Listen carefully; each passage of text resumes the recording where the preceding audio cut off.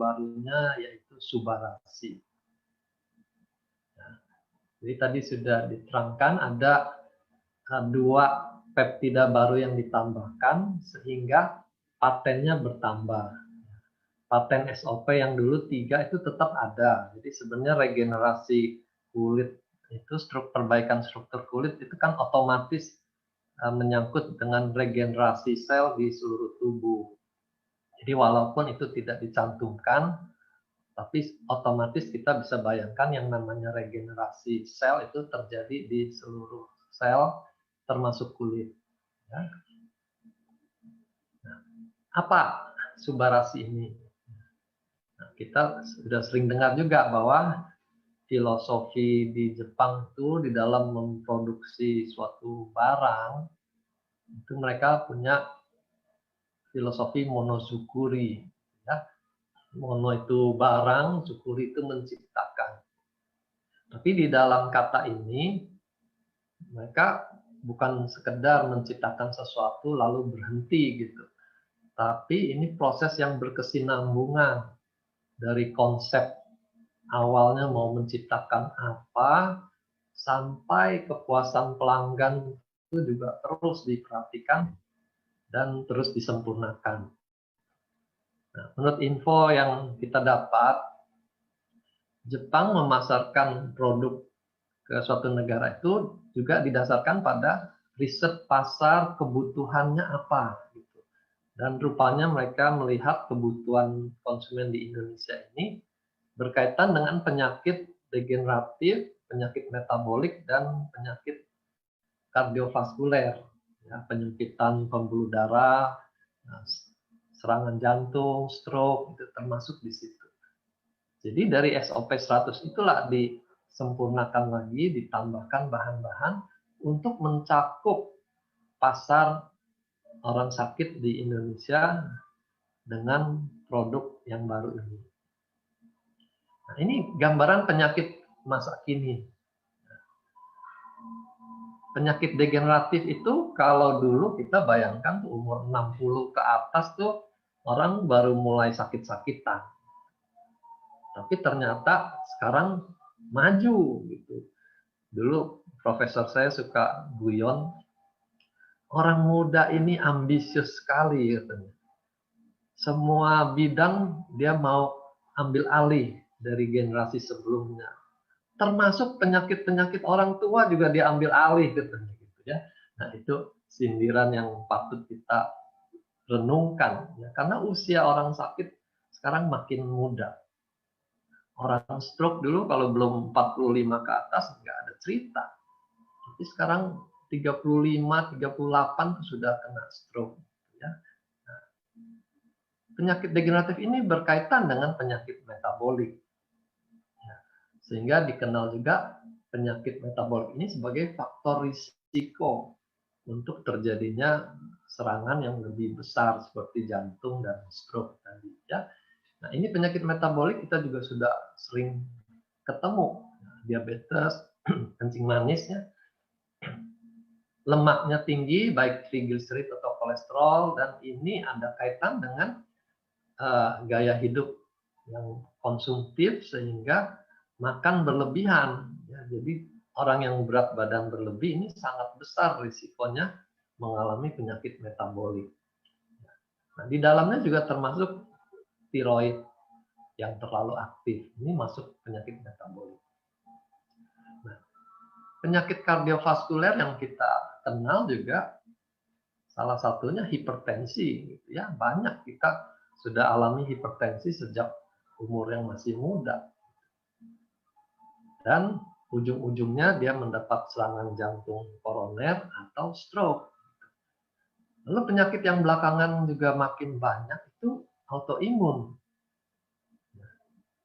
Ini memprihatinkan juga. Di satu sisi kita perlu sistem imun yang kuat, tapi di lain sisi kalau sistem imun yang kuat tapi salah sasaran, malah merusak tubuh kita sendiri. Nah, itulah autoimun. Dan di paling bawah ini kanker ya juga makin lama makin banyak kasusnya. Bahkan di Inggris tuh anak-anak yang kena kanker juga meningkat, gitu ya. Jadi memang ada yang salah dengan gaya hidup kita sekarang ini. Ini sedikit gambaran bagaimana suatu proses yang degeneratif jangka panjang bisa menimbulkan penyakit. Ini gambaran pembuluh darah. Normal dia lapang sekali, sesuai dengan diameter dari pembuluh darah itu.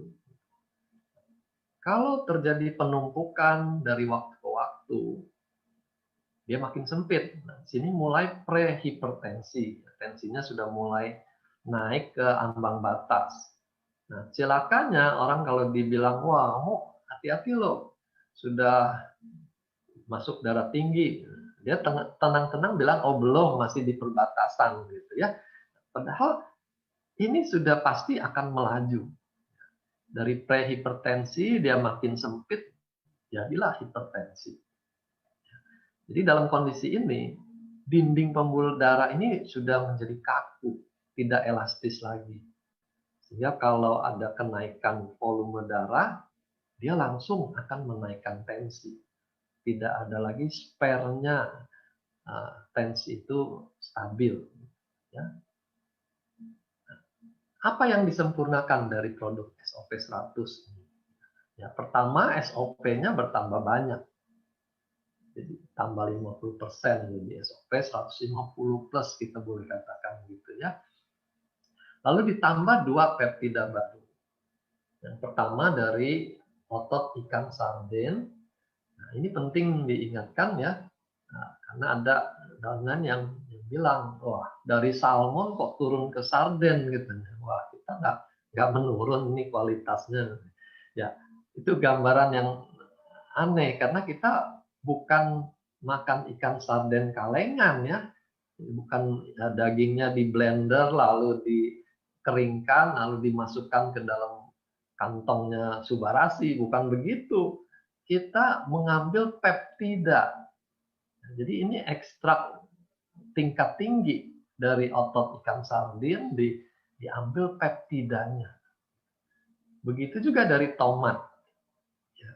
Ada yang langsung melihat tomat tuh sudah merinding dulu. Waduh, saya alergi tomat. Gitu ya. Ya juga bukan seperti itu. Bukannya tomat diperes lalu dikeringkan masuk ke dalam sana. Ini peptidanya. Jadi ada asam amino yang diambil jadi peptida dan mempunyai fungsi yang khusus. Nah, di sini peptida yang dari sardin nanti akan berperan sebagai antihipertensi, yang dari tomat ini akan berperan sebagai antiagregasi. Ya, ini dua yang di bawah. Jadi paten fungsi SOP yang 3 di atas tetap ada, walaupun tidak tercantumkan ini struktur kulit itu otomatis terjadi karena regenerasi sel juga terjadi di kulit. Nah, itu yang menghasilkan efek anti-aging-nya. Keriput jadi berkurang itu karena peran regenerasi sel. Ya. Jadi walaupun di dusnya nanti tidak ada tertulis, yakinlah bahwa itu ada di sana. Ini saya sedikit mau gambarkan terkait dengan antihipertensi. Ya. Kata antihipertensi ini tidak sama dengan yang namanya hypotensive agent. Kalau hypotensive agent itu sudah pasti kalau dimakan tensinya langsung turun gitu. Memang peranannya dia tuh menurunkan tensi. Tapi kalau kita katakan anti hipertensi itu berarti dia membantu mencegah kenaikan tekanan darah. Ya. Nah, sekarang kita mau lihat bagaimana mekanismenya.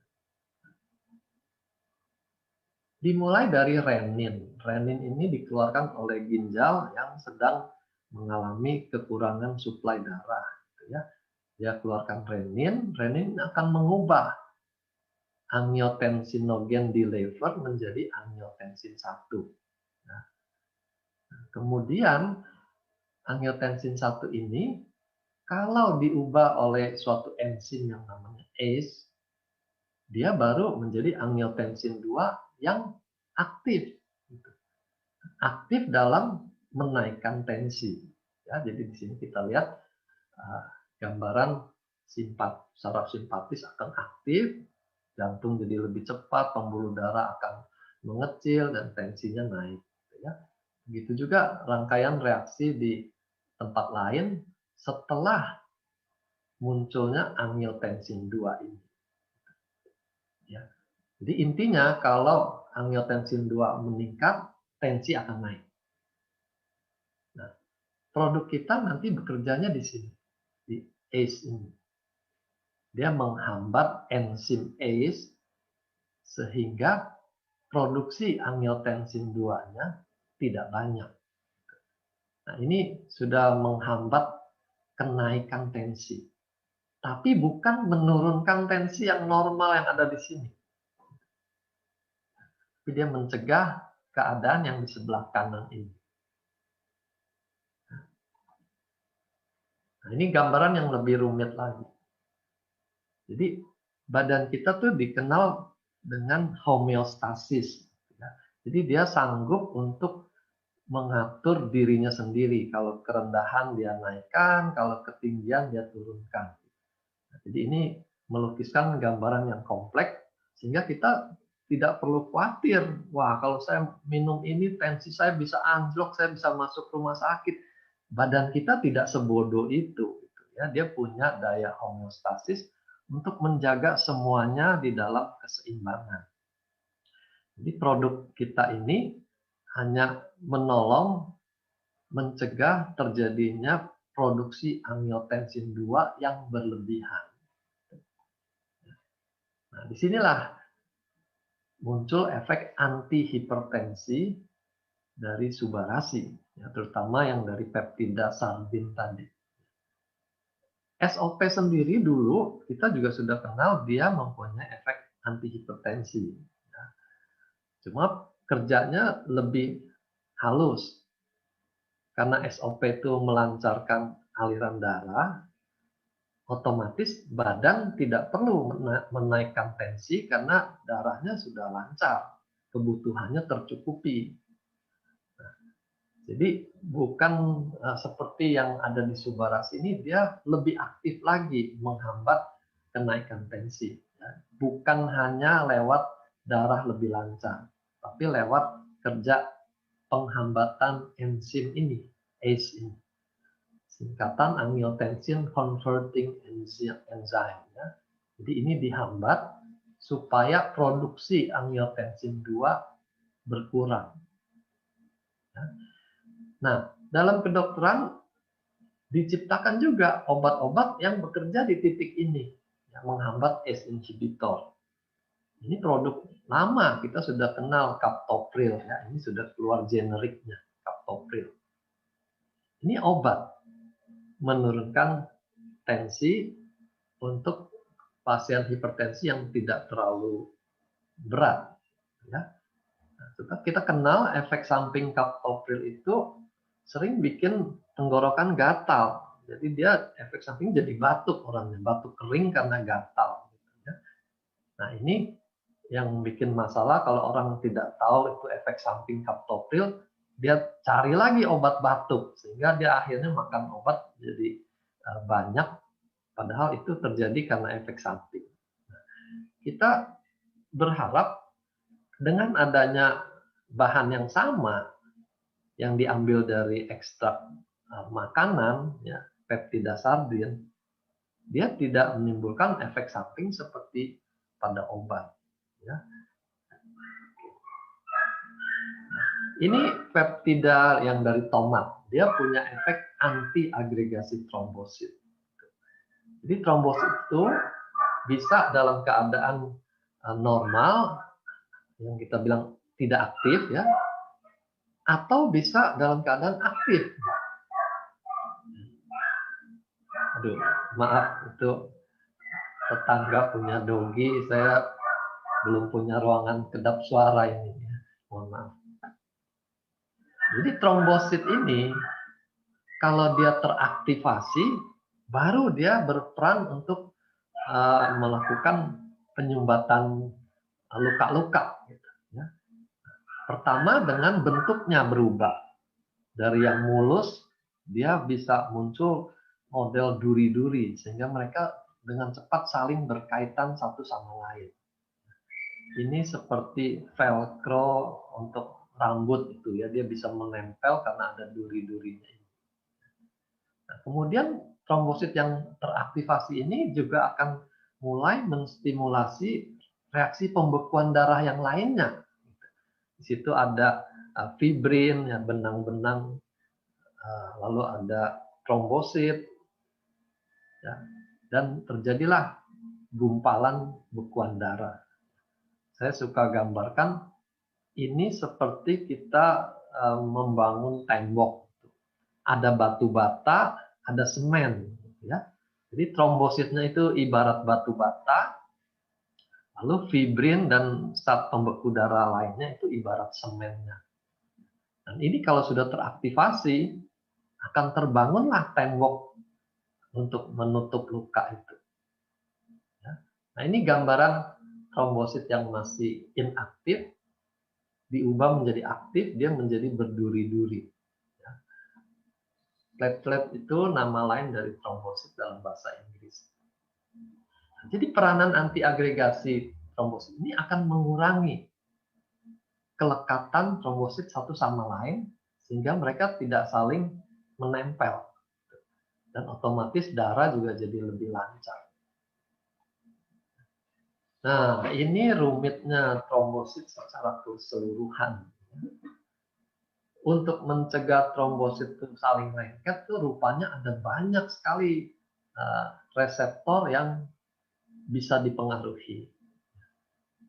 Jadi obat anti agregasi trombosit yang kita kenal, misalnya aspirin, ya, lalu clopidogrel, ini hanya bekerja di sebagian saja dari seluruh reseptor ini. Jadi walaupun kita makan obat antiagregasi, si trombosit masih bisa tetap berperan melakukan tugasnya kalau ada suatu luka, suatu perdarahan. Apalagi kalau kita berupa konsumsi nutrisi ini, ya, subarasi ini. Jangan takut bahwa konsumsi subarasi nanti trombositnya jadi seperti diblok, tidak bisa lagi melekat sehingga perdarahan akan ngocor begitu ya, tidak begitu. Kita hanya mempengaruhi sebagian dari daya antiagregasi trombosit ini. Nah, ini lengkapnya proses pembekuan darah. Selain trombosit, ada benang-benang fibrin yang akan melekatkan satu sama lain menjadi suatu bangunan yang kita sebut gumpalan darah. Gumpalan pembekuan darah untuk menambal suatu perdarahan. Ya, perdarahan itu kan dinding pembuluh darahnya robek. Nah, di situ badan akan melakukan sumbatan terhadap dinding yang robek itu. Jadi, sekali lagi, kalau hanya minum subarasi, kita tidak akan menghadapi resiko darah ngucur nggak bisa berhenti. Tidak akan. Ya. Juga kemarin ada pertanyaan, kalau demam berdarah bagaimana? Kalau demam berdarah itu soal trombositnya yang jumlahnya berkurang. Jadi perdarahannya tidak berhenti karena tidak ada trombosit di sana. Nah, produk kita kan tidak mengurangi jumlah trombosit, dia tetap normal. Hanya mengurangi kelekatan satu sama lain dan juga kelekatan dia di dinding sel. Nah, ini gambaran mengenai sirkulasi darah. Ini saya sederhanakan. Dalam komponen sirkulasi, ingat 3 unsur ini. Ada pompanya, yaitu si jantung ini. Ada pipanya, pembuluh darah, ya. Lalu ada isinya.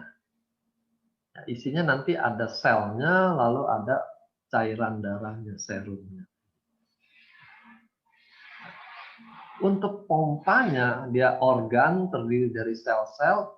Kita punya SOP bisa menolong memperbaiki pompanya. Ya. Jantung yang sudah lemah itu kita bisa bantu dengan SOP. Nah, untuk pipanya yang tadi hipertensi karena plak, karena mampet, itu kita bisa bantu dengan keberadaan peptida sardin ini. Untuk isi darahnya, trombositnya yang kita kenal sebagai darah kental, kita bisa bantu dengan komponen yang dari tomat, yang dikenal sebagai mereknya tuh Fruit Flow. Nah, ini yang peptida tomat Fruit Flow. Jadi ketiga bahan inilah yang masuk ke dalam Subarasi. Jadi dari gambar ini kita bisa lihat betapa pentingnya peranan Subarasi dalam sirkulasi darah. Nah, ini saya sering kembalikan pertanyaan kalau orang bertanya, bisa nggak ini untuk penyakit X misalnya gitu ya. Jadi saya tanya balik, pada penyakit X itu ada organ yang terlibat nggak? Gitu. Organnya itu terdiri dari sel nggak? Kalau dia terdiri dari sel, maka produk ini bisa membantu regenerasi sel di sana. Pertanyaan kedua, di situ ada gangguan aliran darah tidak? Kalau penyakitnya terkait dengan gangguan aliran darah, maka produk ini akan membantu juga kondisi dia. Ya, jadi tidak peduli nama penyakitnya apa, selama itu menyangkut sirkulasi darah dan regenerasi sel, produk kita akan bisa membantu dia. Nah, sekarang kita mau lihat lebih jauh lagi bagaimana suatu pembuluh darah mengalami penyempitan. Nah, ini gambar yang bagus sekali, menggambarkan penyempitannya terjadi di otot dari dinding pembuluh darah. Jadi bukan di dalam liang pembuluh darah seperti yang sering ditampilkan gambar skematisnya ya. Jadi bukan di dalam dinding sini, tapi di ototnya. Nah, jadi dibalik dari dinding pembuluh darah. Nah, ini bermula dari bulatan kecil ini ya.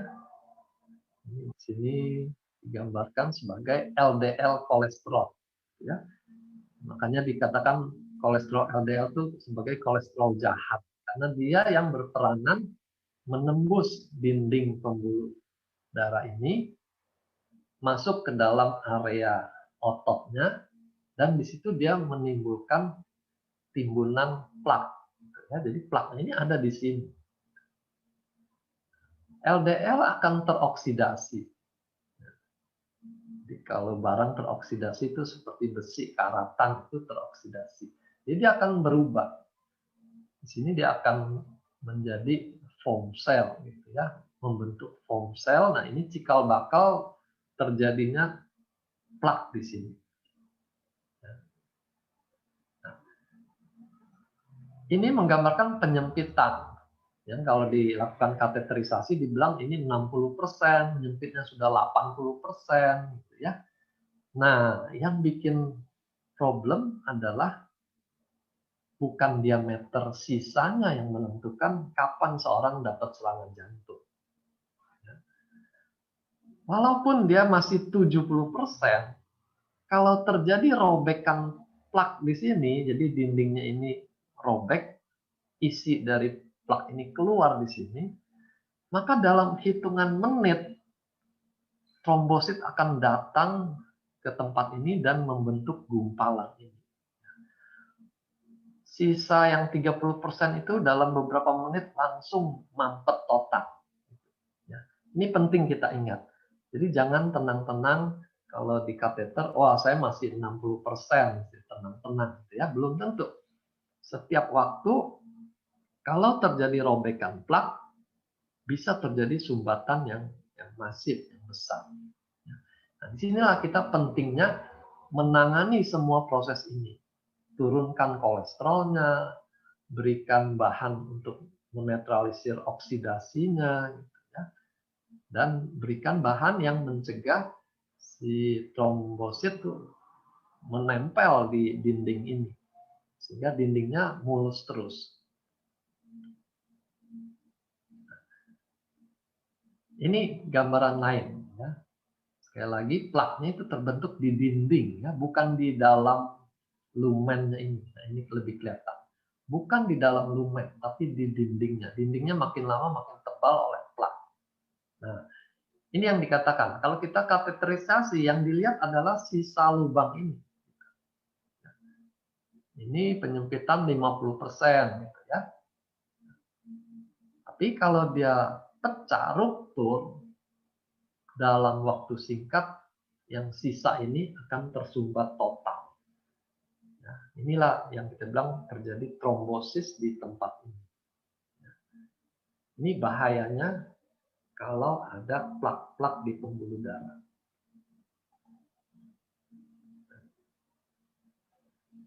Terkait dengan pertanyaan apakah tensi saya akan turun, kita perlu mengenal beberapa obat hipertensi, ya.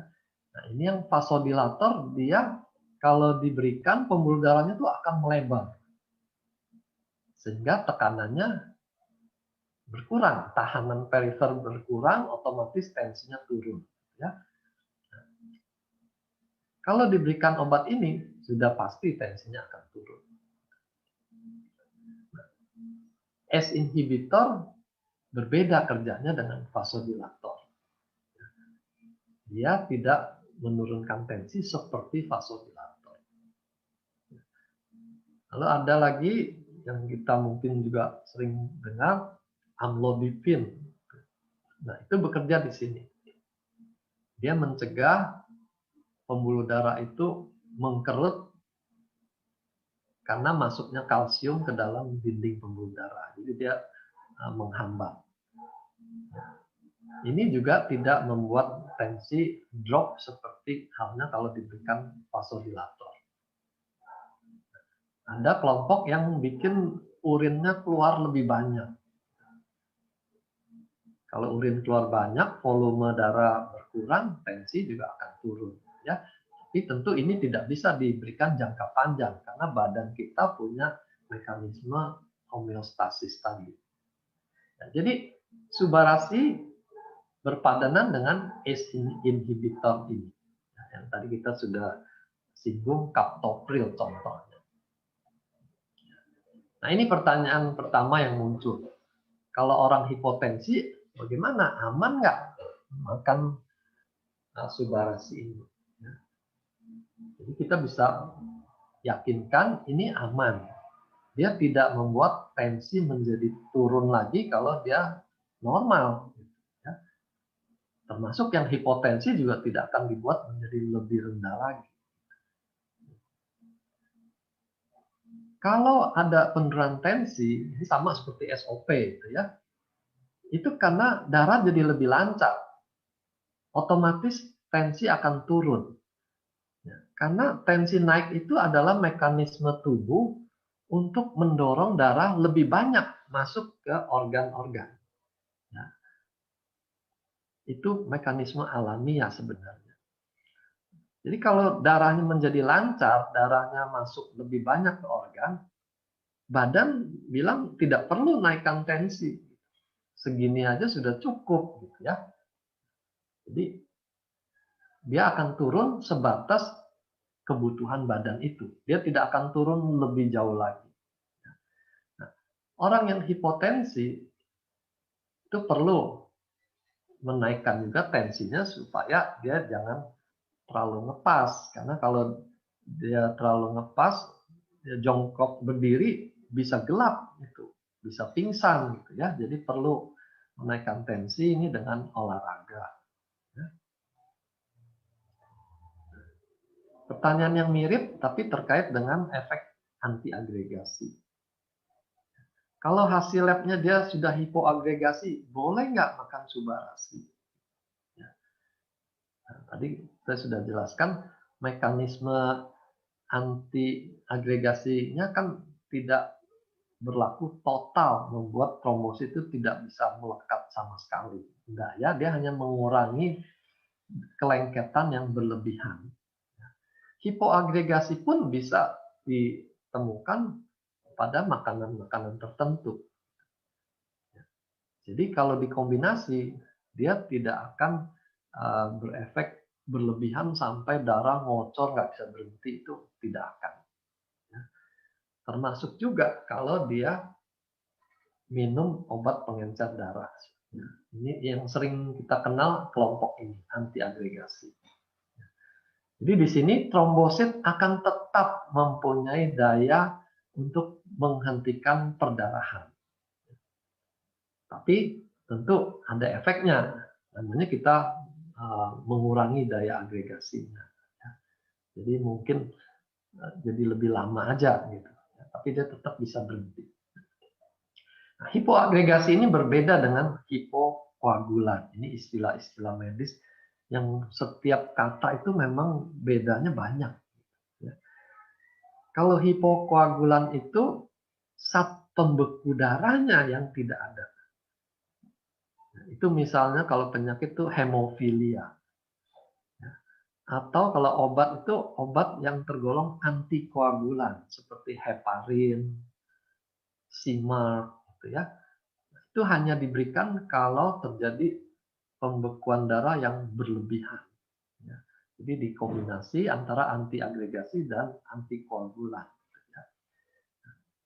Kondisi hipokoagulan itu lebih berbahaya. Ini benar-benar perdarahan tidak berhenti kalau terjadi hipokoagulan.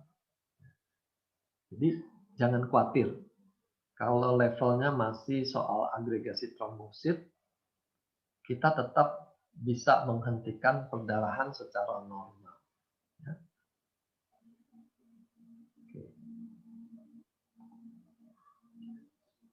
Pertanyaan lain, apakah obat hipertensi perlu di stop kalau sudah masuk subarasi? Karena subarasi punya antihipertensi. Ya. Nah, tadi saya sudah jelaskan, antihipertensi itu bukan langsung menurunkan tensi. Jadi jangan stop obat antihipertensinya. Konsumsi berbarengan. Karena mengontrol tensi dengan obat itu lebih terprediksi hasilnya. Dosisnya berapa, setiap berapa jam harus dimakan, itu obat lebih detail bekerjanya, ya, lebih akurat. Tapi kalau kita menggunakan produk nutrisi, dia nggak bisa langsung mengontrol tensi, dia perlu waktu supaya mencapai hasil yang optimal. Nah, disinilah kita jangan stop obat hipertensi.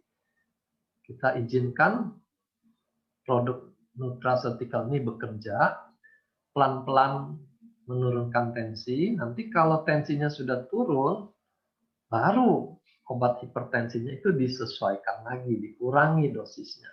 Ya. Jangan langsung di stop.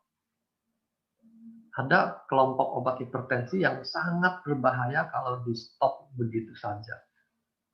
Bisa terjadi yang namanya rebound effect, tuh tensinya langsung melejit tinggi melebihi kondisi semula, dan bisa terjadi pecah pembuluh darah karena dia stop makan obat hipertensi. Ya. Jadi bagaimana solusinya? Kalau mulai minum subarasi, ya dimonitor saja tensi hariannya. Nanti kalau dia sudah mulai bergerak turun, baru disesuaikan dosis obat hipertensinya. Ya, biar dokternya yang mengatur penurunan obat, jangan atur sendiri.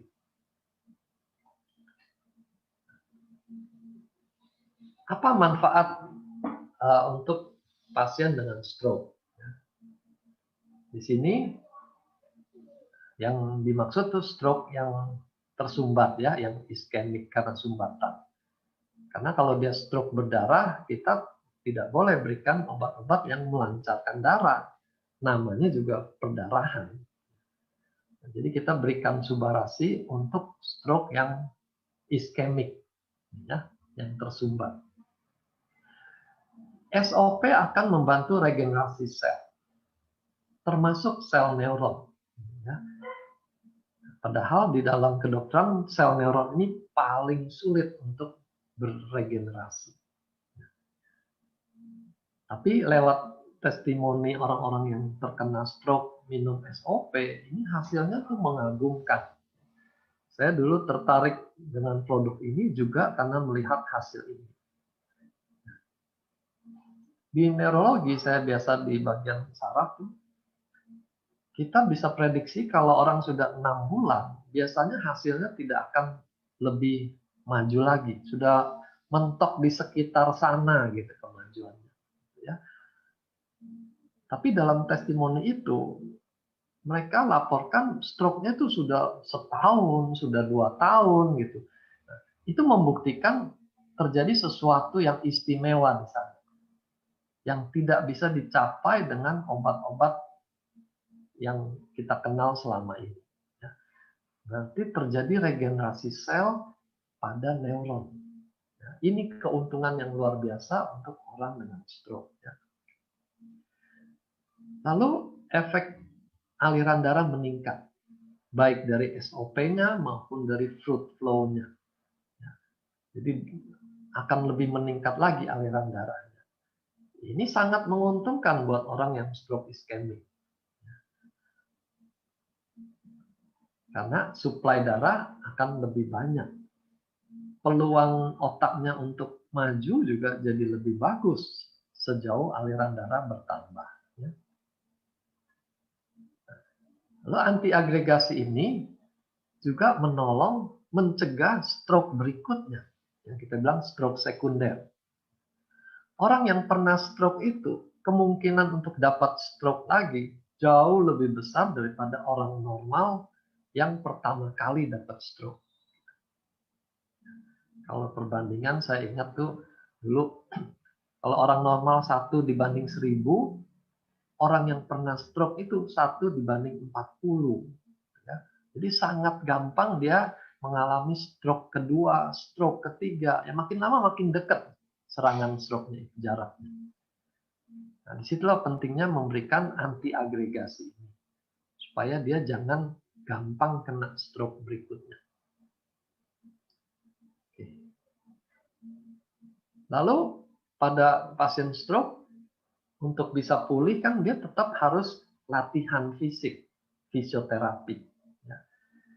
Nah, banyak kendala orang stroke itu karena dia tidak bertenaga, lalu mentalnya juga jadi down, ya, merasa jadi orang cacat sekarang. Disuruh latihan itu rasanya susah sekali, berat sekali, nggak sanggup, ya, sudah menyerah sebelum latihan. Tapi dengan kita tambahkan produk Subaras ini, memperbaiki sel, memperbaiki oksigen, memperbaiki nutrisi di jaringan, maka staminanya akan meningkat. Dia jadi lebih bersemangat untuk ikut latihan fisioterapi, dan dengan kemajuan yang dia dapat juga menambah semangatnya untuk lebih rajin lagi latihan. Yang kedua, untuk autism. Ini 2 hal ini ya, stroke dan autism, yang membuat produk ini tuh luar biasa gitu ya. Karena obat-obat tidak mencapai kemajuan seperti ini. Bagaimana dia bisa membantu autism? Pada autism itu terjadi kerusakan-kerusakan kecil di bagian otak, ya, yang dikenal dengan minimal brain defect. Jadi nggak kelihatan cacat dari luar, tapi lebih di fungsi luhur dari otaknya ini ada gangguan. Ya, misalnya anak-anak yang suka ngamuk, gitu. Gampang emosi, gampang ngamuk, mukul. Gitu. Nah, ternyata waktu mereka dikasih SOP, bisa berkurang ngamuknya ini. Dia bisa lebih tenang. Dan dengan lebih tenang, dia bisa mengikuti pelajaran dengan lebih baik. Ya, jadi buat orang tua, buat gurunya, ini kemajuan yang luar biasa. Ya. Dan yang pasti, karena ini produk nutrisi, dia aman dari efek samping obat. Nah, selanjutnya asam urat dan GERD. Ini salah satu pertanyaan juga. Ya. Kita bedakan. Kalau asam urat itu bicara soal asam uratnya tinggi. Tapi selama dia tidak bikin serangan GERD, orangnya tenang-tenang saja. ya, tidak kesakitan, tidak ada rasa apa-apa. Tapi waktu dia serangan gout, ini sakitnya luar biasa. Kakinya bengkak, merah, dan sakit sekali. Kalau dia serangan gout, ini termasuk kondisi yang akut. Produk nutrisi itu tidak cukup untuk mengatasi masalah yang akut ini. Nah, di sini obat-obat medis tuh lebih unggul. Ya, bisa dengan cepat mengatasi nyeri, mengatasi peradangan, mengurangi bengkak, itu bisa dilakukan dengan cepat. Jadi, kalau saat serangan, andalkan obat-obat. Tapi kalau untuk jangka panjang, bagaimana menurunkan asam uratnya supaya tidak gampang-gampang serangan gout itu, nah, di situ peranan nutrisi, ya, dalam hal ini nutraceutical ya, menjadi penting sekali. Asam urat tinggi mayoritas itu terkait karena fungsi ginjal yang menurun. Ya. Daya buang di ginjal itu berkurang. Makanya kalau di periksa lab, asam urat itu adanya di bagian pemeriksaan fungsi ginjal. 70% ini dibuang lewat ginjal. Jadi kalau ginjalnya menurun fungsinya, mulailah terjadi penumpukan asam urat di dalam darah.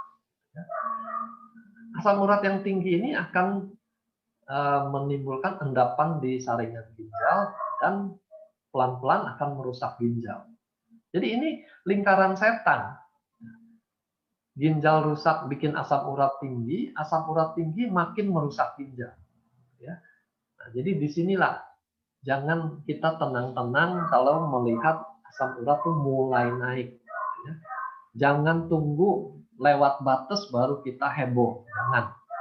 Apalagi tunggu serangan artritis baru heboh. Kita sudah terlambat banyak.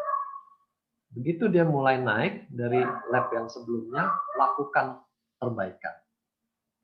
Nah, gimana peranan SOP? Dia bisa meregenerasi organ ginjal. Dia bisa meregenerasi permukaan sendi yang rusak itu. Nah, tentu ya, kita harus perhatikan juga keparahannya. Kalau sudah parah, kita baru mulai, tentu hasilnya jadi minim. Tapi kalau kita masih dini, kita sudah mulai perbaikan, hasilnya tentu akan lebih maksimal. Ya. Dan jangan lupa, perhatikan diet untuk asam urat ini. Saya ingat ada satu profesor gizi yang menyederhanakan soal diet itu dengan akronim benjol ini.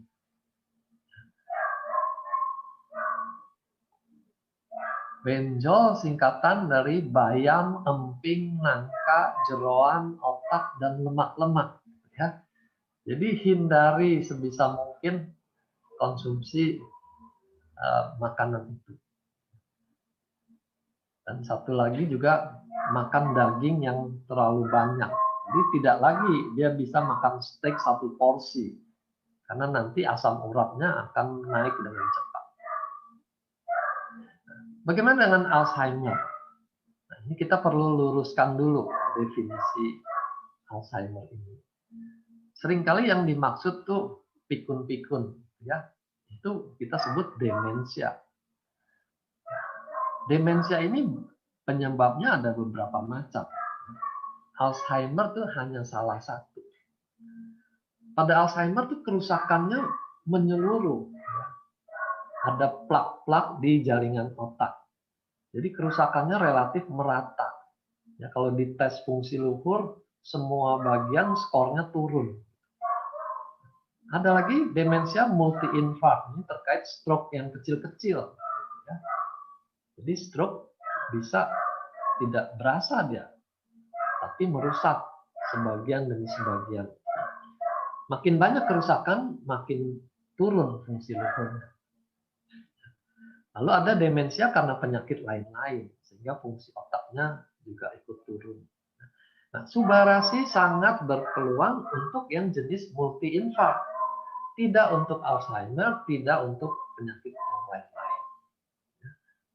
Karena dengan melancarkan darah, memperbaiki jaringan otak, dia bisa membuat lebih maju orang yang demensia multi-infak.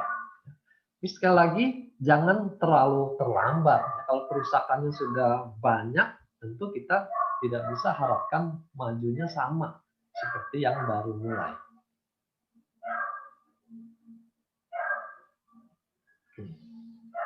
Lanjut dulu, ini autoimun. Ini salah satu klien menanyakan bagaimana kalau dia autoimun ITP. Ya. Di sini ada trombosit yang turun jumlahnya sehingga terjadi perdarahan di bawah kulit, kulitnya biru-biru. Ya. Kalau istilah orang dulu itu dijilat setan. Nah, ini hati-hati, jangan-jangan dia kena ITP. Autoimun itu sendiri ada lebih dari 100 macam. Jadi kita tidak menangani autoimun A, autoimun B, autoimun C, tidak ya. Kita melihat ini sebagai satu kelompok. Autoimun dasarnya ada sensitivitas yang berlebihan pada sistem imunnya. Jadi mirip dengan orang alergi. Orang alergi itu juga terjadi hipersensitivitas. Nah, bedanya kalau autoimun ini hipersensitivitasnya itu merusak badan dia sendiri, ya. Sehingga dia menyerang organ-organnya sendiri. Nah, disitulah tergantung autoimunnya kemana. Ada yang ke ginjal, ada yang ke pembuluh darah, ada yang ke kulit. Ya. Tapi sama dasarnya hipersensitivitas. Nah, testimoni kita menunjukkan ada perbaikan. Ya, orang yang alergi maupun yang autoimun. Ini memang tidak ada di paten fungsi. Tapi laporan yang terjadi lewat para pengguna ini kita tidak bisa abaikan. Ya. Karena kalau dia bisa maju, tentu kita berharap orang-orang yang mengalami autoimun lainnya juga bisa menikmati perbaikan. Gitu, ya. Nah, disinilah kita juga dorong, upayakan konsumsi ini, siapa tahu bisa berhasil sama bagusnya dengan testimoni yang kita sudah dengar. Ya. Nah, cuma saya perlu tekankan hati-hati sekali pada pasien autoimun ini karena mereka sangat sensitif. Jadi kalau terjadi reaksi detox juga itu bisa menyebabkan kekambuhan, yang istilahnya itu flare. Gitu ya. Dia bisa kambuh waktu terjadi detox. Nah, di sini kita hati-hati. Ini yang sering ketemu dengan saya tuh mungkin udah bosan gitu ya dengan filosofi ini. Start low, go slow. Ya. Mulai dengan takaran yang serendah mungkin. Naikkan perlahan-lahan gitu ya. Ini memang sangat mengganggu buat orang zaman sekarang yang maunya semua instan gitu. Mau cepat. Takarannya langsung tinggi. Kalau takaran langsung tinggi terjadi reaksi detox yang hebat, pasiennya akan lebih menderita lagi. Jadi kita harus perhatikan kenyamanan mereka juga. Gitu ya. Jadi ingat, start low, go slow untuk semua kasus autoimun. Bagaimana kalau kondisi hamil? Orang hamil boleh nggak minum? Nah, ini saya kembali pada prinsip umum pada kalangan medis dan kesehatan ya.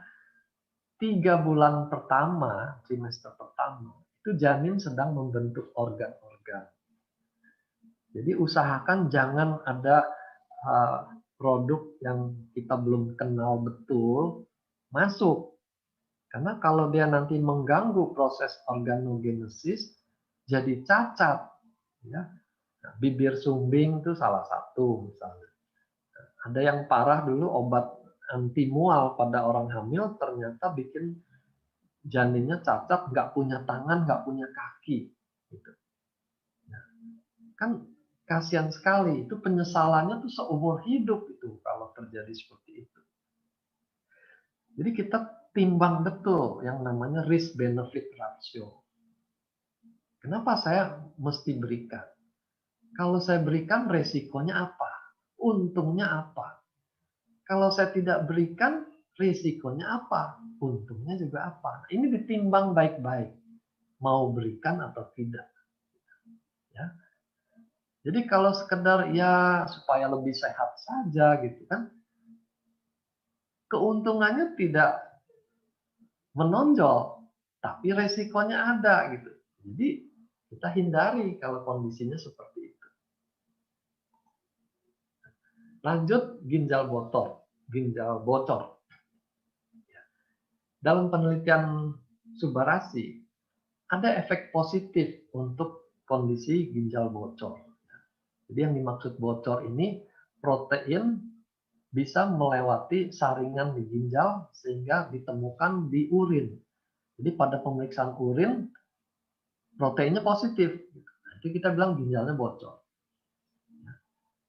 Biasanya albumin yang kita soroti, karena kalau albumin bocor, di darah albuminnya rendah, orangnya bisa bengkak-bengkak badannya.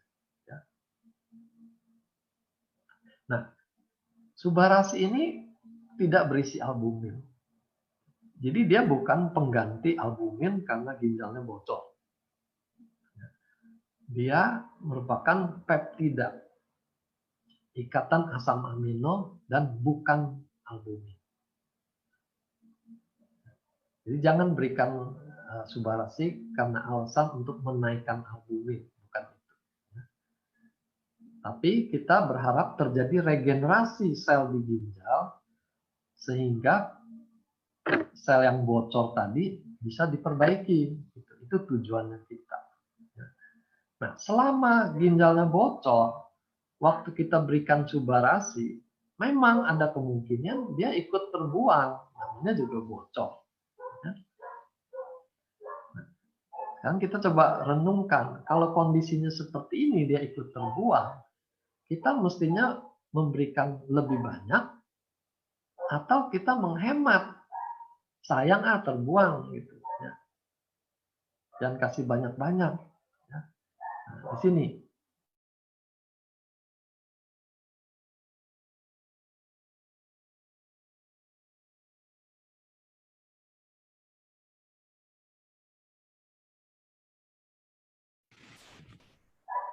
nah, kita mengejar suatu renovasi organ.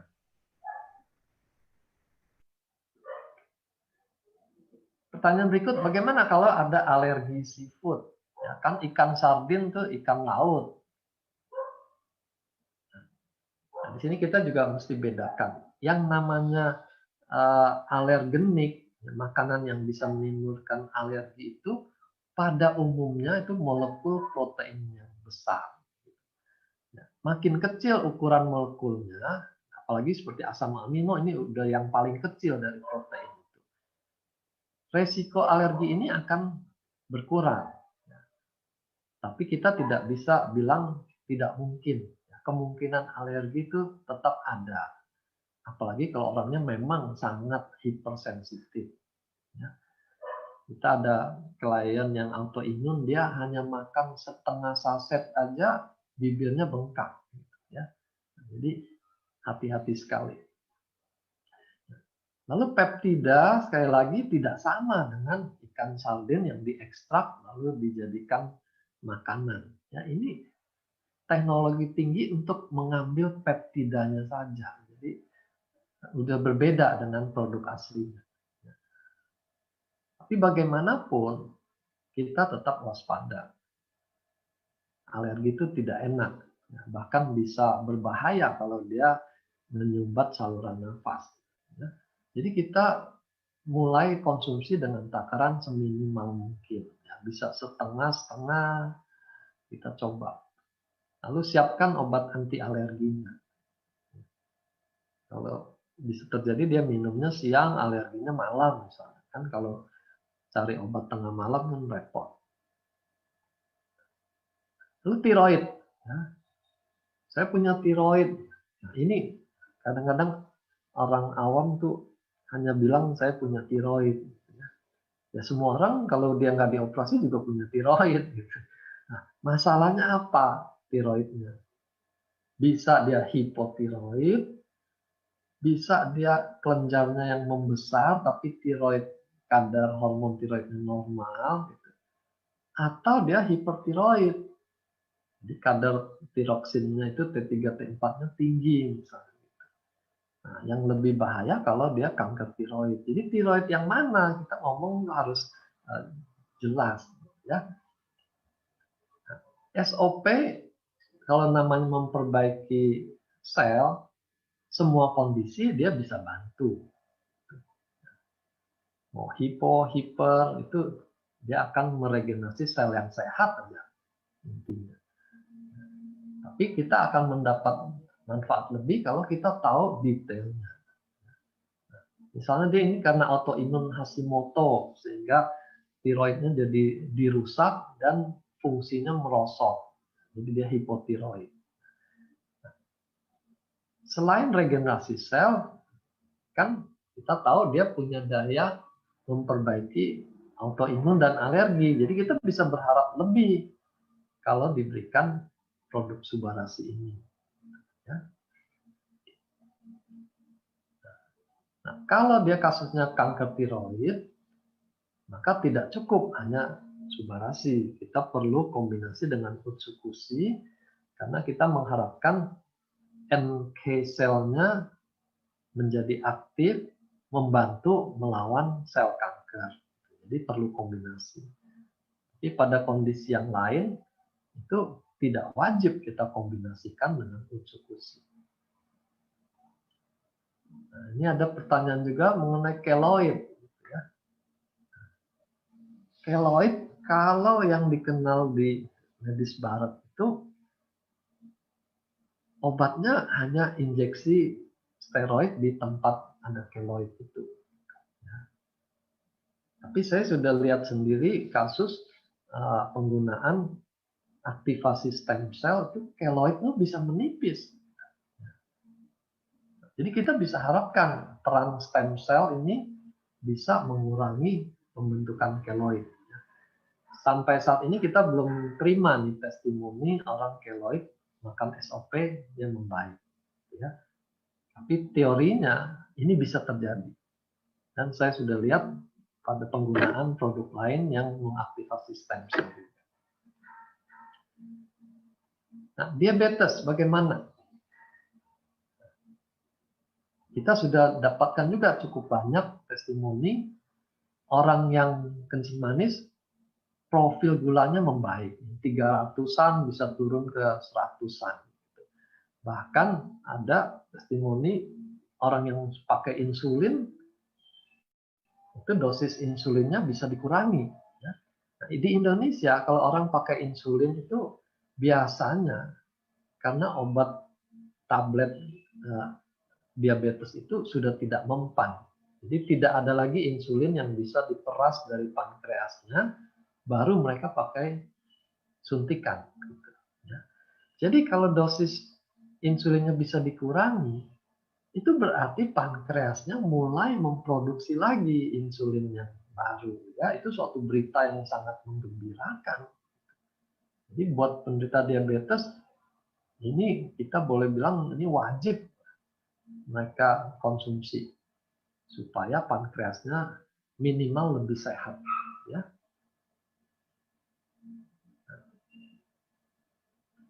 Lalu peranan aliran darah pada kencing manis ini juga sangat erat hubungannya. Kita tahu pasien kencing manis pembuluh darahnya itu sudah nggak mulus lagi, ya, banyak plak-plak, banyak peradangan sana sini, dan itu sangat memudahkan trombosit lengket dan makin menyempitkan pembuluh darahnya. Jadi di sini perlu kehadiran anti-agregasi trombosit. Jadi Subarasi punya kelebihan dibanding SOP pada pasien diabetes, aliran darah itu akan lebih baik. Jadi resiko orang diamputasi juga akan lebih kecil kalau aliran darahnya lancar. Ya. Lalu diabetes juga erat kaitannya dengan hipertensi, karena pembuluh darah tadi banyak yang mampet-mampet otomatis tensinya naik. Tensi naik akan bikin stroke, serangan jantung. Jadi kombinasi diabetes dengan hipertensi ini kombinasi yang sangat buruk. Kemungkinan kena stroke dan serangan jantung itu jauh lebih besar daripada mereka berdiri sendiri. Lalu kanker, radiasi, dan kemo. Tadi kita sudah singgung kalau kanker kita perlu dua macam. Subbarasi dan Utsukushi. Yang SOP-nya untuk mendukung sel sehat, Utsukushi-nya untuk memerangi kankernya. Nah, kondisi tambahan pada pasien kanker ini, trombositnya juga lebih gampang lengket satu sama lain. Sehingga lebih sering terjadi sumbatan di vena-vena dalam. Kakinya mendadak bengkak, sakit itu karena aliran darah di tungkai itu tidak bisa kembali ke atas. Venanya tersumbat. Jadi keberadaan Subbarasi bisa membantu mencegah terjadinya deep vein thrombosis ini. Selain tadi melancarkan darah, meregenerasi sel. Juga untuk kondisi umum dengan melancarkan darah, dia membawa oksigen dan nutrisi lebih baik. Ini akan menyokong sel sehat untuk melawan sel kanker tetangganya itu. Jadi mereka berdua itu saling berperang, sel kanker dengan sel sehat di tetangganya. Sel kanker akan berusaha melemahkan sel sehat di sekitarnya supaya dia bisa ekspansi dengan lebih leluasa. Bagaimana kalau orang mau operasi? Kita lihat pada kasus lain, omega 3 misalnya. Omega 3 itu juga dikenal punya efek antiagregasi. Tapi sudah terbukti bahwa dia tidak sampai mengganggu resiko perdarahan. Tadi saya sudah singgung ya, ada antiagregasi trombosit, tapi tidak bikin masa perdarahannya itu jadi memanjang. Jadi pada omega 3 mereka berani mengeluarkan tidak harus dihentikan menjelang operasi. Subbarasi termasuk di kelompok makanan ini juga. Jadi dia tidak mengganggu proses pembekuan darah yang normal.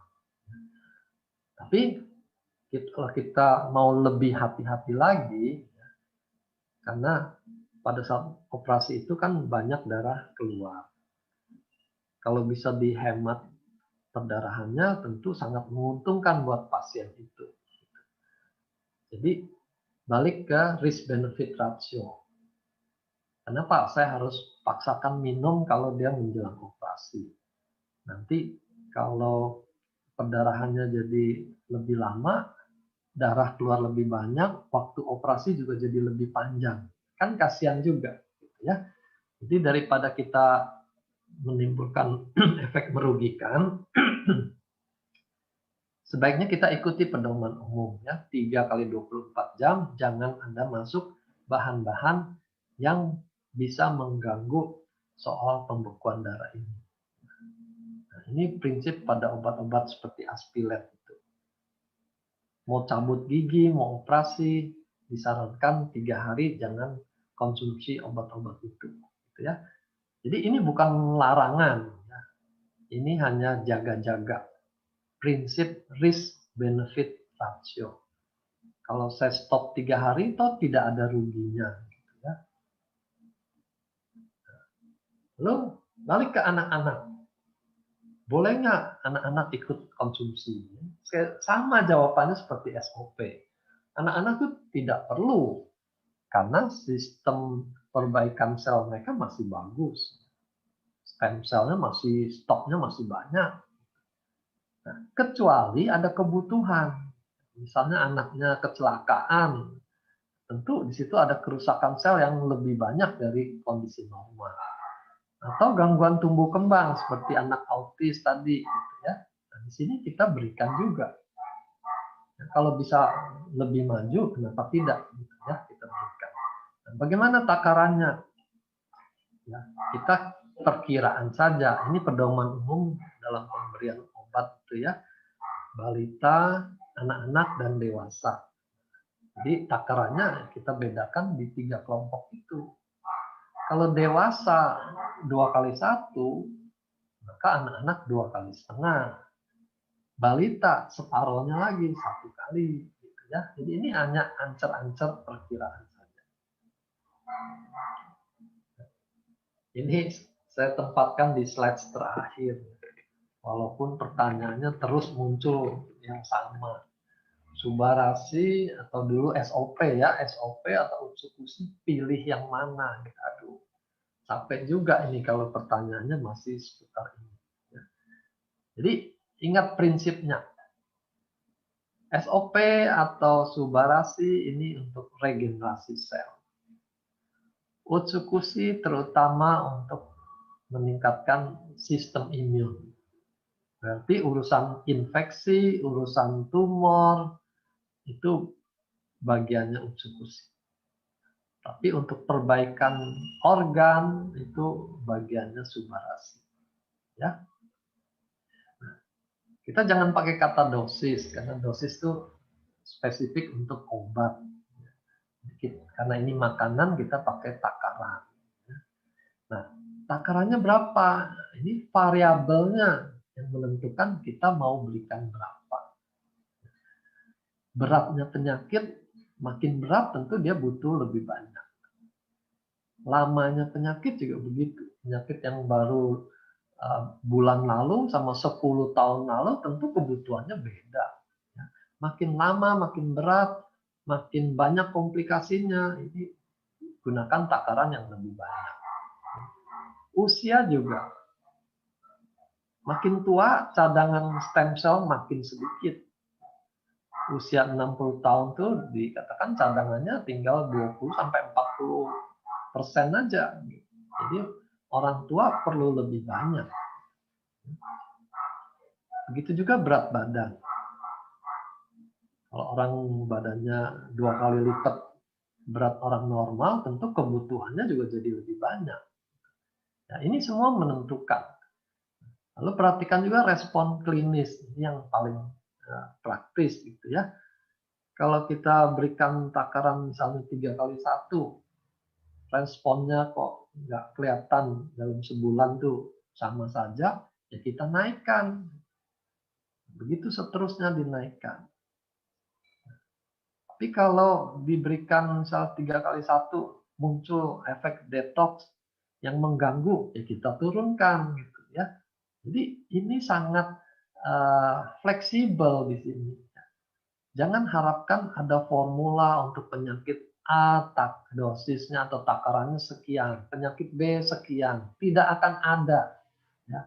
Kita yang harus bijaksana melihat kondisi masing-masing klien. Oke, itu yang saya bisa sampaikan. Doa enggak? Oke, iya siap dok. Nah, kita berarti sekarang mau pertanyaan-pertanyaan yang kayak menurut saya tadi nggak ada sih. Ini berarti yang rada lebih ngedetail ya dok ya. Ya. Ini saya mulai ada yang pertanyaan pertama. Dalam program bayi tabung, 1 indung telur itu lengket dan 1 indung telur itu bagus. Tapi tertutup miom, karena miomnya tambah besar. Karena itu sulit diletakkan alat untuk hasil pembuahan. Apakah miomnya harus dioperasi dulu, baru konsumsi utsu dan subarasi? Nah, kalau misalkan sudah dioperasi, takarannya berapa dok? Jawaban ini tentu di tangannya Opjin yang menangani ya. Kalau Opjinnya sudah katakan keberadaan miom itu menghalangi prosedur bayi tabung, itu kan artinya ya miomnya harus diangkat. Gitu. Nah, kita jangan harapkan SOP ataupun eksekusi itu bisa membuat miomnya jadi normal. Kenapa? Karena miom itu jaringan rahim yang normal kita, tapi dia tumbuh berlebih. Dia bukan benda asing yang akan dikenali oleh NK cell, lalu diserang, lalu jadi normal. Bukan begitu. Kita tidak bisa harapkan banyak dengan memberikan produk ini untuk mengecilkan miom. Jadi kalau dokternya sudah katakan ini perlu dioperasi, ya lakukan saja. Nanti sesudah operasi, peran SOP untuk meregenerasi selnya sehingga dia lebih cepat pulihnya. Takarannya kembali seperti tadi. Ini pertanyaan klasik mengharapkan satu jawaban formula. Lihat umurnya. Kalau standar 2 kali 1 itu sudah mencukupi. Oke. Kalau ini ada teman saya ada yang sakit sistitis dan CVID. Apakah apakah Subarasi dan Utsukushi bisa membantu dan berapa saset? Ya, ini sama sih pertanyaannya kayak yang tadi. Sebenarnya kalau bisa, kalau yang tanya harus disertai umur juga ya dok ya. Iya. Mau dibantu takarannya juga lebih enak kita misalkan ininya. Wah ini dia nggak kasih tahu umur sih, terus dia nanya berapa saset minumnya. Sistitis itu peradangan di kandung kemih. Nah, kalau peradang itu menyangkut suatu infeksi, maka kedokteran barat tuh lebih unggul karena ada antibiotik. Jadi kalau kasusnya dia kesakitan, buang air kecil kesakitan, panas, perih, mengganggu sekali, ya dia carilah pengobatan dari dokternya. Nah, tapi kalau sistitisnya ini kronis, bolak-balik dia gampang infeksi, baru kita berpikir ini jangan-jangan daya tahannya memang lemah, daya tempur leukositnya lemah, sehingga dia gampang terinfeksi gitu. Nah, situ ada peranannya SOP atau Utsukushi untuk memperbaiki kerusakan sel karena radang kronis itu dan juga memperbaiki daya tempur leukositnya melawan kuman yang masuk. Ya. Jadi jangan lupa juga soal kebiasaan yang salah yang membuat dia gampang infeksi. Nah, misalnya sering nahan kencing, gitu. Itu juga mempermudah dia infeksi. Kebiasaan itu harus dia perbaiki. Oke. Terus yang satu lagi saya kurang jelas, CVID itu apa? CVID ini nggak tahu, asal jangan bukan COVID kali ini CVID. Oke, nah ini sekarang saya ada dibantuin. Ini ada yang dari Facebook,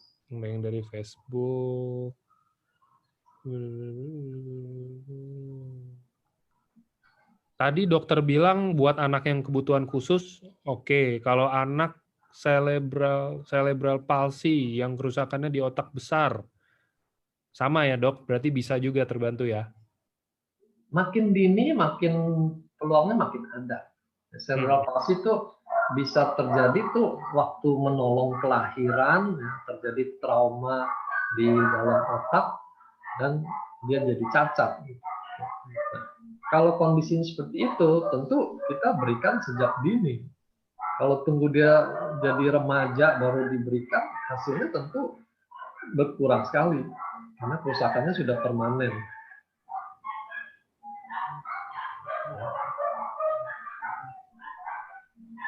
Cirrosis hati dan ginjal berpasir.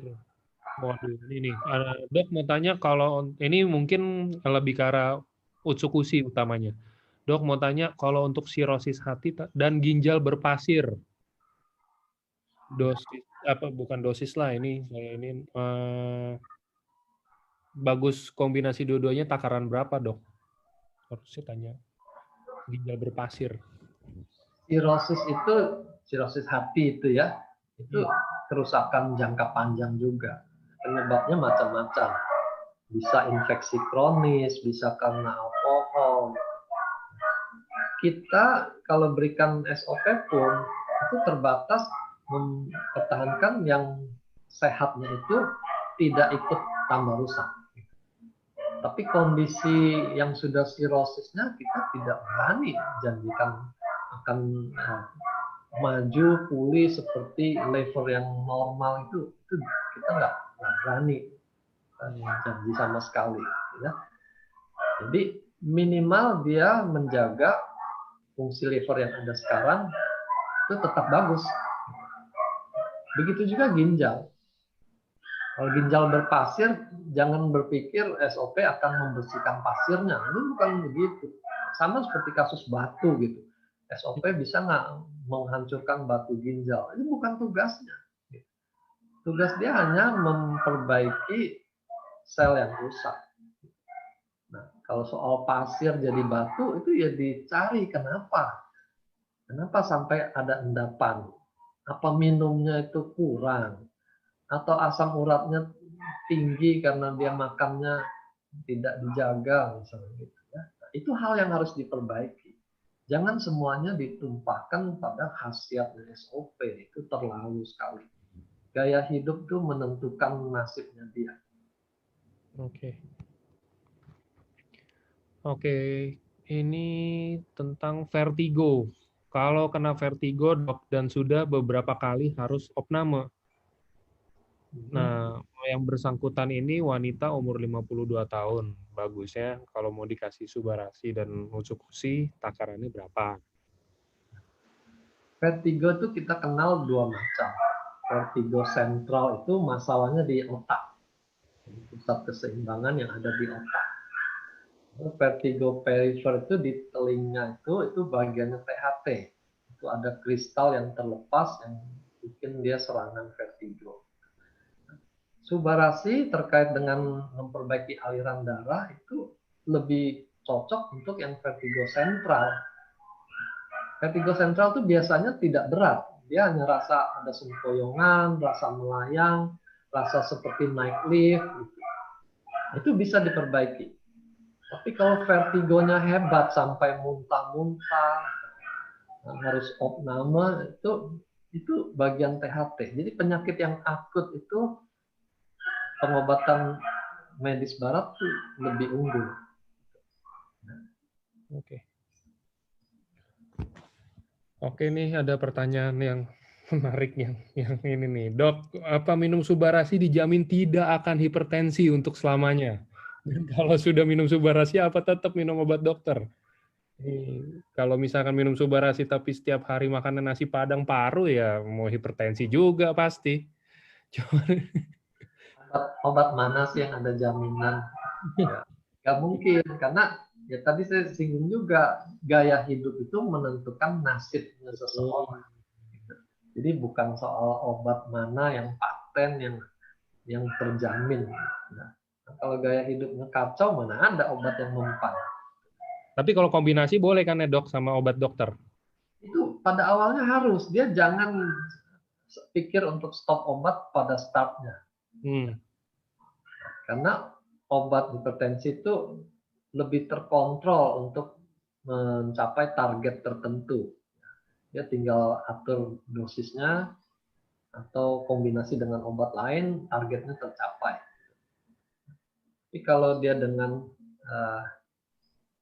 nutrisi begini, dia tidak seakurat pakai obat. Apalagi kalau minumnya itu tidak rutin, gitu, ya, seingatnya saja, atau kalau lagi ada stok, gitu, kan lebih berbahaya. Mendingan dia makan obat tapi terkontrol daripada minum suplemen aman tapi tidak terjamin suplainya.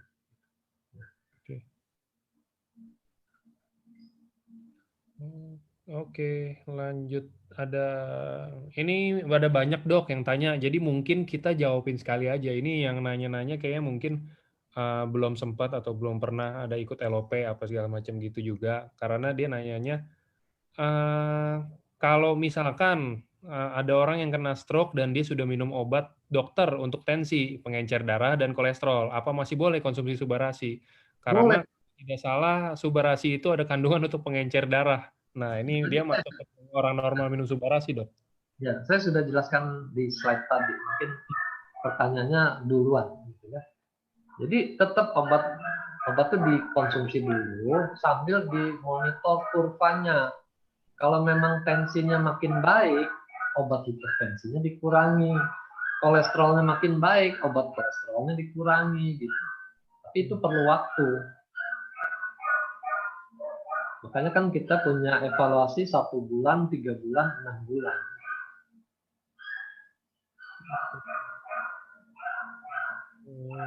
sakit tulang belakang.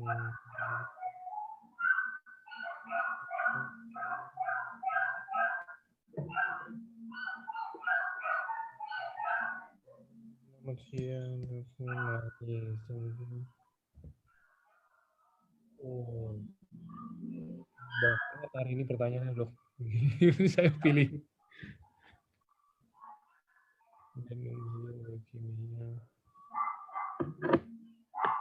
Usia 36 tahun ada polip di lambung dan infeksi. Sekarang perawatannya dengan obat dosis tinggi karena mengarah ke kanker.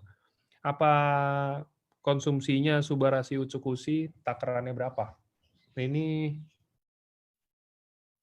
ya umur 30 tahun polip.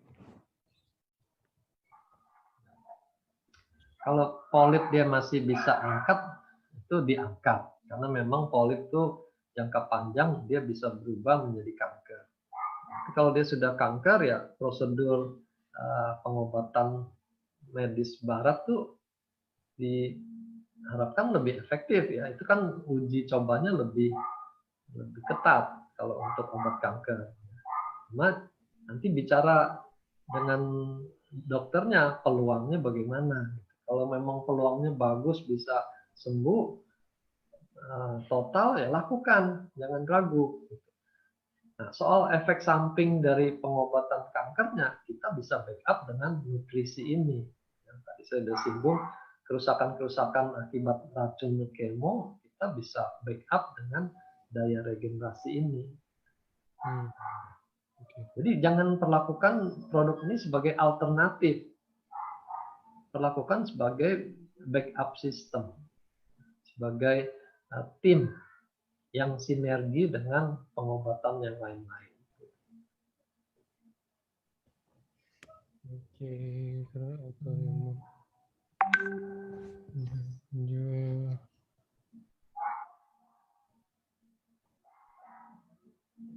oke, dari Facebook dulu.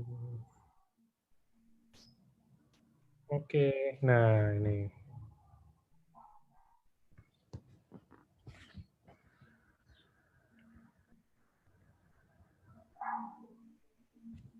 Waduh.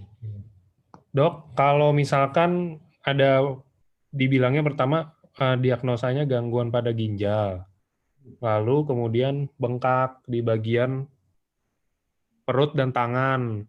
Nah, itu kira-kira kalau kata diagnosa dokter itu ginjalnya terganggu. Itu konsumsi Subarasi boleh apa enggak dok kalau misalkan dia katanya dia udah nggak makan, katanya disuntik itu apa infus ya?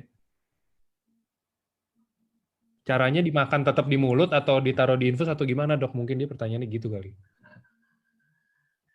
Nggak bisa makanan itu dimasukkan ke infus, kan harus larut, tidak bikin partikel, harus steril ya.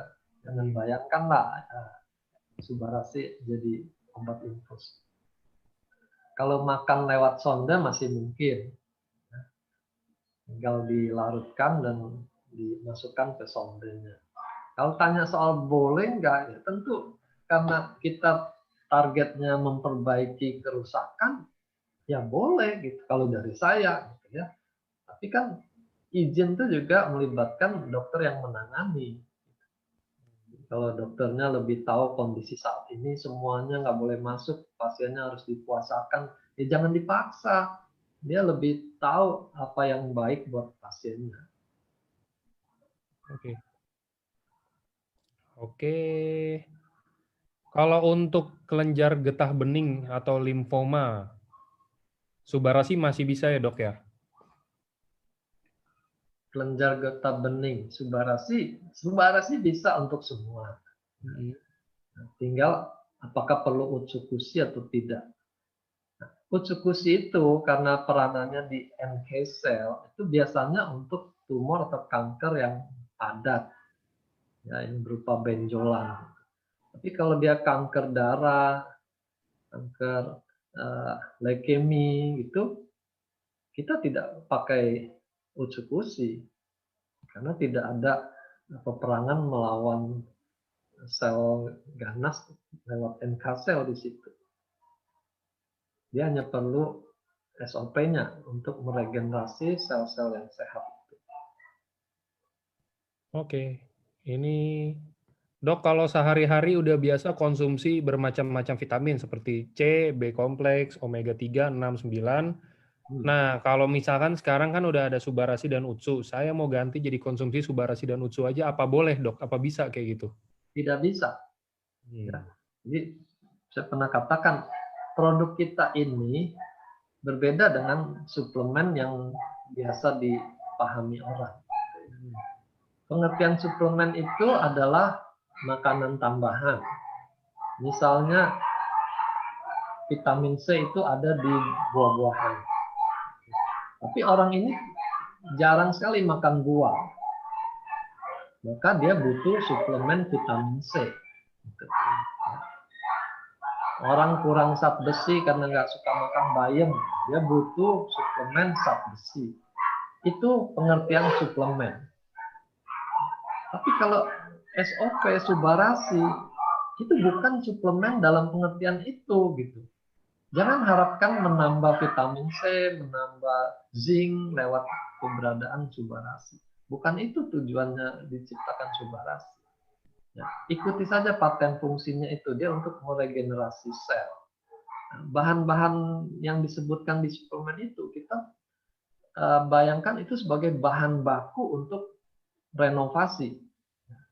Kita butuh bahan baku itu, entah dari makanan yang alamiah atau dari suplemen. Tapi kita butuh developernya ya, untuk membangun renovasi organ-organ tubuh kita. Nah, itu tugasnya si SOP. Ya. Jadi jauh lah, jangan bandingkan nah, ini ada vitamin C-nya, ada vitamin E-nya, kalsium, zinc. Kalau butuh itu cari saja suplemen di luaran. Kita tidak didesain untuk hal itu. SOP kan makanannya inti sel. Apakah kalau SOP dan Subarasi dikonsumsi tidak akan memberikan makanan kepada sel-sel kanker juga? Ya. Ini pertanyaan lama tapi yang gold banget nih, banyak banget masih nanya. Ya, ya dimaklumi. Jadi ini bukan makanan ya. Jadi kalau balik lagi fungsi suplemen itu sebagai makanan, ya mungkin kita akan berpikir seperti itu. Bayangkan ini lebih sebagai messenger, pembawa pesan. Ya, SOP, food flow ataupun tadi peptida sabit ini semuanya sebagai messenger. Mereka masuk membawa suatu pesan dan pesan itu diaplikasikan menjadi perintah ke dalam tubuh kita. Ya. Perintah untuk memperbanyak stem cell, perintah untuk trombosit jangan gampang lengket, gitu. Perintah supaya angiotensin 2 jangan diproduksi. Itu intinya.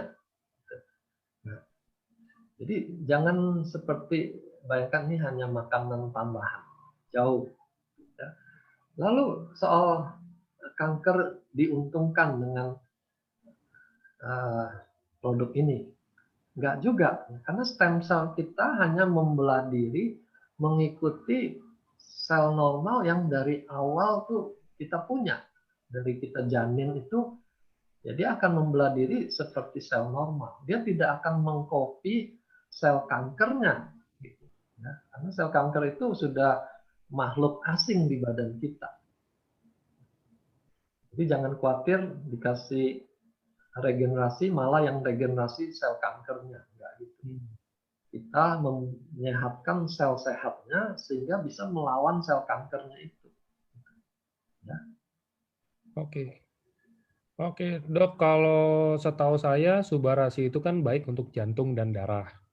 Nah, sekarang pertanyaannya kalau ada anak umur 7 tahun tapi punya penyakit jantung bawaan, kira-kira masih bisa kebantu nggak sih, Dok? Jantung bawaan biasanya tuh bocor misalnya. Betul. Serambinya bocor, klepnya bocor gitu. Nah, kita kelompokkan itu sebagai penyakit struktural. Sesuatu yang bersifat mekanik. kita tidak bisa harapkan si Subarasi ini merenovasi sampai yang struktural itu juga dia bisa perbaiki.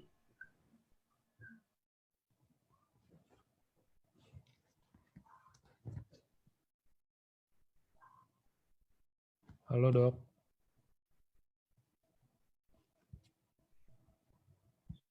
Terlalu jauh kalau kita di tambal gitu. Halo? Putus barusan. Sorry. Ya. Udah sambung? Udah ini udah normal kok. Tadi putus. Ya, jadi produk ini tidak bisa perbaiki yang kelainan struktural.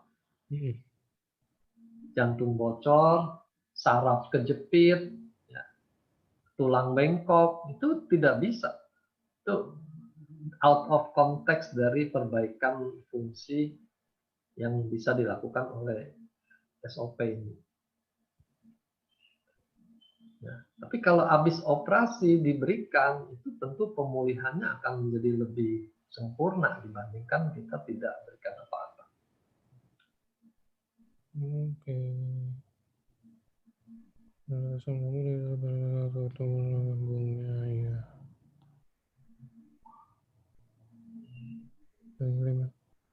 Iya emang kalau buat saraf kejepit nggak bisa kan emang dok ya. Kalau saraf kejepit nah tetap harus ini gak dicek dokter juga sih itu harusnya. Kita mungkin bisa mengurangi nyerinya, tapi tidak bisa mengendorkan yang terjepitnya itu. Apalagi kalau misalnya dia karena HNP ya, jadi cakramnya itu keluar. Ya, jangan harapkan SOP bisa bikin cakramnya masuk lagi, semua normal lagi. Itu mukjizat. Oke, kayaknya ini saya cari yang terakhir. Ini sore dok, mau tanya, kebanyakan orang yang ada sakit mah dan asam lambung takut untuk minum Subarasi atau Utsukushi karena cenderung asam. Apakah benar SOP dan Utsukushi itu dapat membuat mah atau asam lambungnya kumat atau justru tidak? Terima kasih. Begini, asam lambung atau rasa asam itu ada unsur subjektif, termasuk ada unsur psikisnya. Kadang-kadang kita bilang ini rasanya seperti jeruk lemon misalnya. Baru dengar jeruk lemon aja asam lambungnya tuh sudah keluar, sudah bereaksi. Gitu, ya. Jadi di sini tidak bisa melulu karena efek dari SOP-nya. Kalau dia memang sensitif terhadap asam, apapun asamnya itu bisa bikin dia stres dan lambungnya malah sakit. Gitu. Jadi kita akali aja bagaimana supaya rasa asamnya itu berkurang. Ya. Kalau dia nggak bisa konsumsi sebelum makan, konsumsilah sesudah makan. Kan risikonya hanya dia terikat pada makanan sehingga jumlah yang diserap jadi berkurang. Hanya itu, rugi aja jadi terbuang. Gitu. Tapi terbuangnya juga tidak akan banyak. Karena dengan ukuran yang kecil, absorpsi di sepanjang saluran cerna itu tetap berlangsung cukup banyak. Ya. Jadi berikan sesudah makan. Kalau masih rasanya terlalu banyak juga satu porsi, ya dipecah-pecah. Jangan makan sekaligus satu saset, setengah saset. Gitu. Bisa juga dia kalau perut kosong dia campurkan dengan madu misalnya atau dengan jus buah. Jadi menghilangkan kesan sebagai zat tunggal yang mengganggu lambung.